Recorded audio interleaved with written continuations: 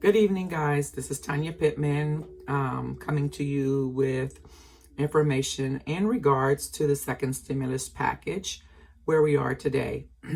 I'll also talk to you about coronavirus and where we are in that today. Okay? I have attempted to do this video all day long. I've attempted to record it several times today, and I haven't been able to get this out. My recording has stopped several times, storage, you name it. So I'm going to, let's see, maybe if I move this way. I'm trying to bring this to you guys so I'm looking at you instead of away from you, okay? Hopefully this works. All right. So you guys, today, what we were waiting for was information today on a meeting that was supposed to take place to see if that was going to help any, okay? I'm going to look down a lot, you guys, because I took a lot of notes today. All right. Before I get started, let me ask you all, please feel free, leave comments. Talk to me about how you feel and why you feel that way. Okay. Please be courteous, though, to others who may have differing opinions from you. And I, too, will do the same thing. All right. So, also hit the subscribe and like button so that you're aware of updates as they come. All right. Now, let me find this page. Today, the Oversight Committee met. Miss Francine Waters pointed out several important factors today. Today, the PPP. Today was the last day to submit your applications. Okay, for filings. Today was the last day. Moratoriums ended today. Those moratoriums protected people from evictions. Okay, those ended today. As of tomorrow, on the 1st, people's rent is due and their mortgages are due. 4.2 million people are in forbearance on their mortgages. Okay. And we were hoping that through the oversight, I was hoping that through the Oversight Committee, that I would learn something that, was in favor of fixing our problems. Okay. So basically what happened is, Miss Francine introduced everybody. She read all the rules that needed to take place today in order to respect the process. And she then let everybody know that we were going to be hearing from 2 individuals, right? And we were all waiting to hear from them because we thought that they had information. One of those people was Jerome Powell, chair of the Federal Reserve Bank System since 2017. The other was Secretary of Treasury, also since 2017. And that is Mr. Steven Mnuchin. Okay, we were all hoping that between the two of them that some information would come out that it would at least lead us to believe that there was stuff being worked on, that they were in agreement in the direction that we needed to go in. But that just didn't happen. Okay. Here's what did happen. As Miss Waters pointed out the fact that the PPP and was coming to an end, she said, hey, there's still $134 million out there set aside for the PPP. We should have automatically just extended this, right? She talked about the fact that there are 79% of small businesses. Well, actually, she didn't say this. Mr. Mnuchin said 79% of small businesses are up and running in some capacity, some full-time, some part-time, but they're back up. He acknowledged that construction seems to be recovering quickly, whereas retail and travel industries are still hard hit and struggling and have a ways to go and will need some more help. Okay. So that's all we heard from him. Everything else today, as Francine, as she put a spin out there and let people know this is bad. She said, if the Senate doesn't pass the HEROES Act, these people are not going to be able to pay their rent. They're not going to be able to pay their mortgages. They're no longer protected. She talked about the eviction process, and she looked for Mr. Mnuchin to agree that the HEROES Act was important and we needed to put it into place, and she didn't get that. Okay. What she got was him deferring to the Treasury Secretary on fiscal matters. Okay. Actually, he said he tries to keep his physical comments at a very high level, and he defers to the Treasury Secretary on fiscal matters. Okay. Thanks, Mr. Mnuchin, for nothing. Okay. Basically, we got the same thing from his counterpart, who was also there to testify. Nothing different, you guys.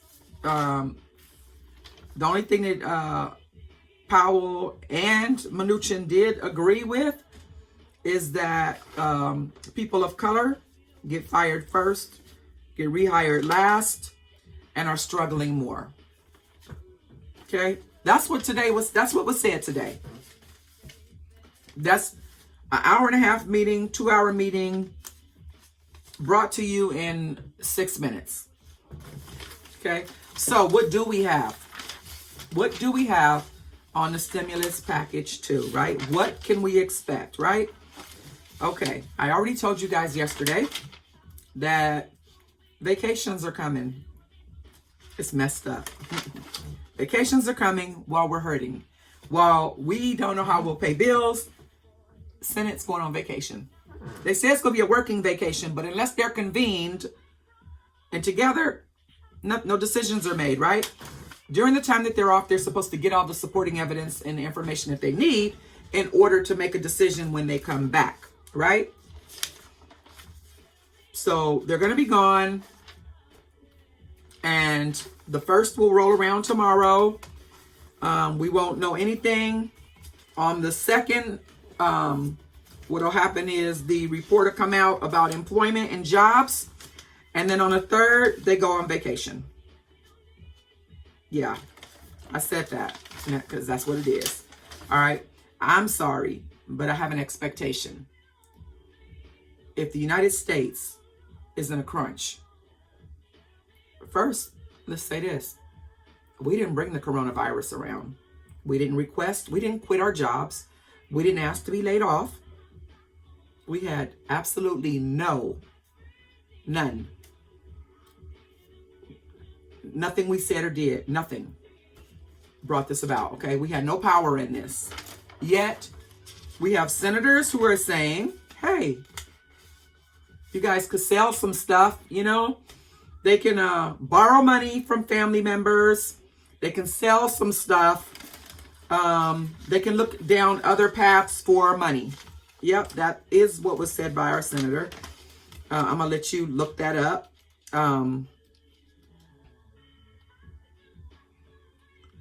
Okay, I'm going to come back to that later. But anyway, okay, so there's that, right? So, I told you on yesterday, the options that we have in front of us to look at, you know, there's do the same thing we did before, $1,200 plus $2,400 to married couples, $500 per kid, up to 3 kids, right? There's kind of the same thing, but reduce the amount of money from $600 to $450 for the additional money on top of your unemployment qualifications, right? And the purpose of that is to make people want to go back to work because people don't want to go to work. Okay. They believe people are getting more money on unemployment than they are when they go to work. And that's probably true of people who make, you know, $10 an hour. But that's not true for plumbers and electricians and other independent contractors in the world. That's not true at all. In fact, we're losing money sitting at home. Okay. Then the third one is to include some of the people who were left out before. So to include students. Same thing with the money, you know, but include students. Let's give them some money. The high school students, you know, college students who may still be dependent on their parents, and didn't get money last time because they're dependents, right? Even though they don't live at home anymore, and their parents are laid off and at home also, depend on your parents, so they don't need any money either. Yeah, okay. So then, oh, these are the two doozies. I love this. Two initiatives, one by Donald Trump, Mr. President, let me say it respectfully. He wants us to get a tax credit and go on vacation. Hey, that's it. Let's go on vacation. Everybody goes on vacation, gets a tax credit. There's another bill that's pretty much the same way, except that it just lists more options for the tax credit, okay? We're hurting, but hey, this is how we're going to help the American people. Let's give them a tax credit for going on vacation. Yeah. All right, so those were the options basically put on the table. I spell it out better in yesterday's video. Please go back, review it. Other than that, what else happened in the news today? Let's talk about coronavirus, because there's really nothing to tell you about stimulus package 2 except nothing was accomplished. We are in the same place we were in yesterday. Okay, anybody misleading you to think that there was more to it, I'm sorry. I apologize up front that, you know, to have an opportunity to come before you, that they would create other stories, but it's just not true. Okay, I did challenge you all and say, listen, you need to get a chance. You need to do some homework. You need to know what the senators are saying they want, because, yes, that the Senate, the Republicans in the Senate. Senate is a majority Republicans. Now, phase 2, before it goes to the president, is to go to Senate. You need to know, what are the senators saying? Okay, so I'm going to challenge you. Portman is the one who brought up, Rod Portman, he's the one who said, hey, let's give them $450 up to 6 weeks incentive to get back to work. Okay, that's called a back to work bonus. There's another back to work bonus, $1,200 bonus to go back to work. That's by Kevin Brady. Okay, I already told you what our president wants. He wants to send everybody on vacation so that it helps out the travel industry. Okay, so I mean, that's really it, you guys. Now, let's talk about the coronavirus. I've heard some really disturbing stuff about the coronavirus today and last night, and I got to tell you, I'm not happy. Good Lord. It's not like it's not getting any better, you guys. It's not. I know nobody wants to go on YouTube to see that the story is not getting any better. I get that. But nobody wants to be lied to either. Okay? So here's what's going on in the news today about coronavirus. First, let me tell you the conspiracy theory. Conspiracy theory is, don't ask me if it's true or not, because we might look back 2 years from now and say, oh my God, it was true. I don't know. But there's a conspiracy theory that the coronavirus was created to cause chaos, to divert your attention, to take us out of our churches, all to create the one world order, one health order, whatever, one world order, okay? Wow. Black Lives Matters is being funded to take our attention away from what's going on in the world. Again, one world order. You guys, I don't know. There might be some truth to it. I don't know. But this is what I do know. Well, up until yesterday, people could go to bars, but they couldn't go to church. And the one world order thing is about also one religion. Now, this wouldn't be the first time that was brought about. You know, look back into your Roman years. Look back to when we had kings, to the times of Jesus Christ. And you'll know that the kings, they got tired of all the different religions. And so what did they say? Hey, I want you to create one religion. Okay, I want you to lay out the rules. Come back, talk to me. Let's see what you come up with. Make sure it all benefits me, though. And then we'll talk. So it's not the first time, you guys, that And back then it worked for a while for them, for the king. Okay.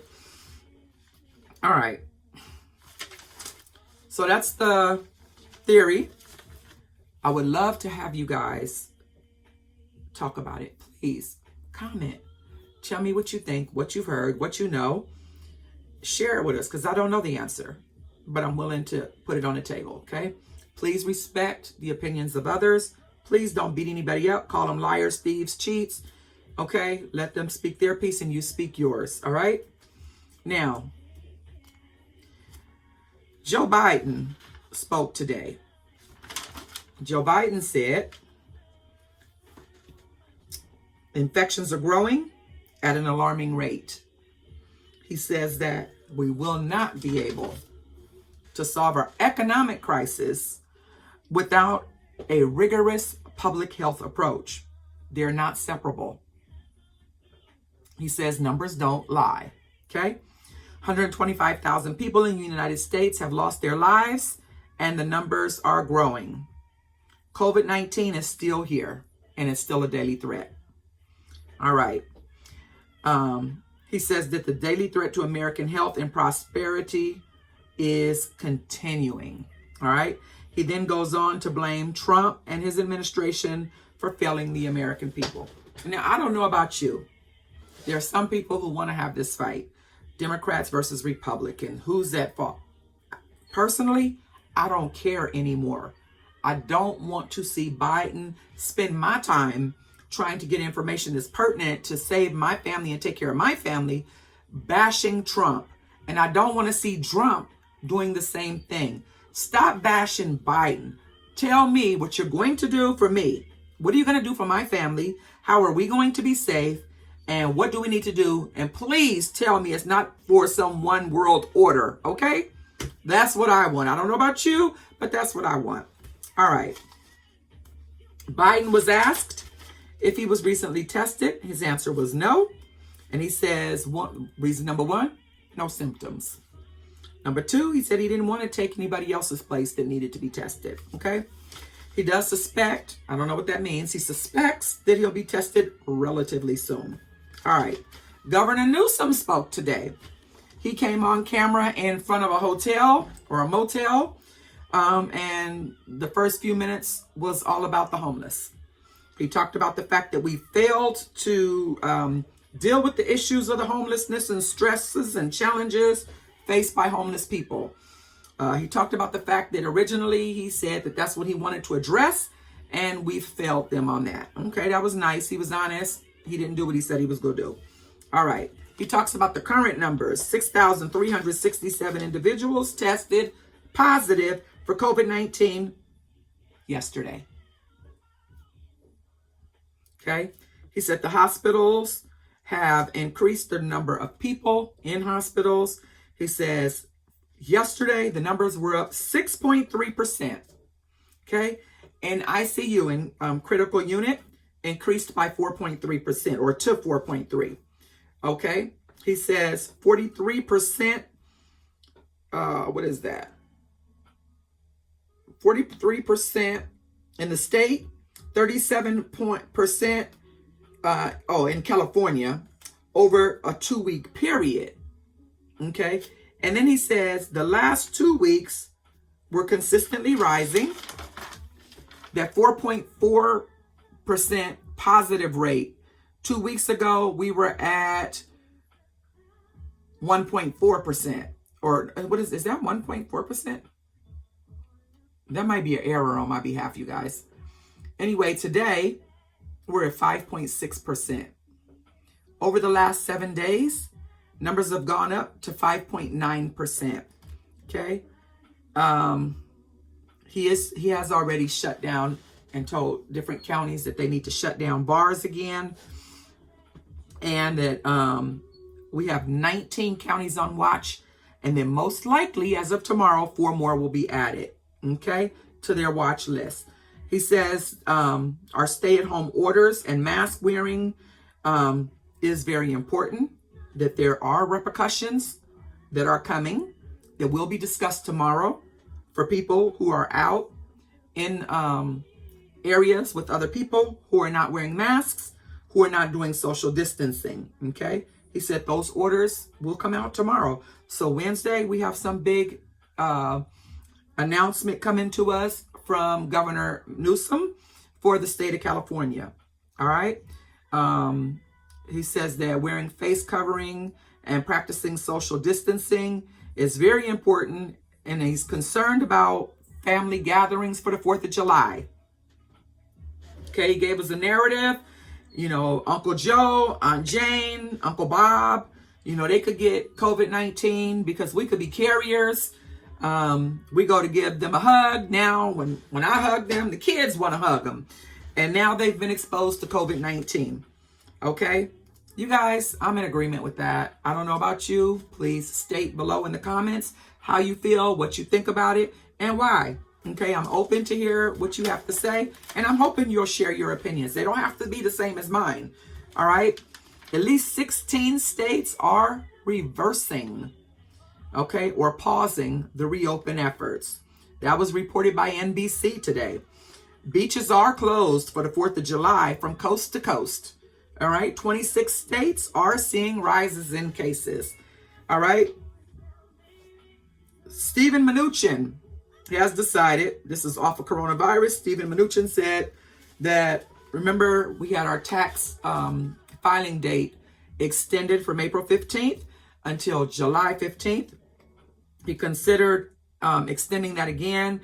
And here it is 2 weeks before the filing date. He has said no. He's not going to extend it. File your taxes. Please have them in by April 15th. Most of us have filed anyway, or we wouldn't have got any money, right? All right. So, oh my goodness, let's see. What else do we have? That's the big stuff right there. We can look forward to tomorrow to hear what Governor Newsom says in regards to the state of California. If you look at Arizona, Arizona is also backpedaling. Florida is backpedaling. Texas is backpedaling.